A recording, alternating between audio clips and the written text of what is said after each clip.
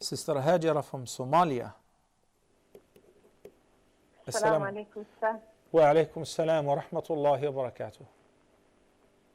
It's good to hear your voice is back to normal.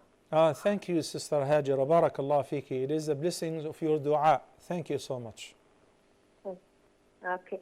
Now, Sheikh, you know, there's the issue of China rising, and everybody's talking about the rise of China, and governments in Africa, most of them are turning to the east. And as we know, China, most of the population is Buddhist. Of course, there are some Muslims and some Christians as well. But those who lead the country are Buddhist. Now, there is this interest in Chinese culture, Chinese language among some of the students. And I have a friend who would like to learn the Chinese language. But I disagree because she doesn't even know the Arabic language. So I told her it's better to learn the Arabic language so that she may get to know her deen better. But she insists that she wants to know the Chinese culture and the Chinese language. And my second question is, I think I've forgotten it. Maybe when I remember it, I'll come back to you later. Assalamu alaikum. Wa alaikum assalam wa rahmatullahi wa barakatuh.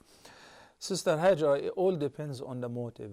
What is the purpose of learning a foreign language? Why did I speak? Why did I learn English? English is not my mother tongue. And I tell you the truth, in my youth, I never liked it. And there must be a reason. What is the motive? So when there is a legitimate motive, whether the motive is to give da'wah, to communicate with people, to tell them about Allah subhanahu wa ta'ala, or the motive is to earn your provision, to teach those people, to learn from those people, these are all legitimate reasons. So even for work, for business, for trade, this is perfectly fine, no problem. And again, it depends on what kind of job would you be doing by learning this particular language of those people. You know, alhamdulillah, right before the program, I have a European guy, which actually, this news is the news which is making my day, alhamdulillah, shukla, that's why I appear happy.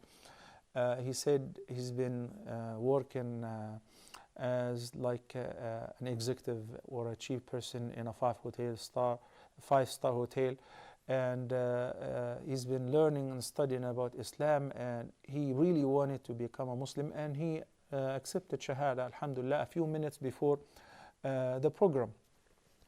Imagine if this person does not have anyone to communicate with him and to inform him about the culture and about the religion and so on. Even if he stays for years, but he doesn't know what is going on. Why do we do this? You know, maybe the period will be prolonged. Maybe he would not get to the point of being convinced because of lack of communication. And Nabi sallallahu alaihi wasallam asked some of his companions to learn the language of some people as soon as possible. Why? In order to communicate his message unto them.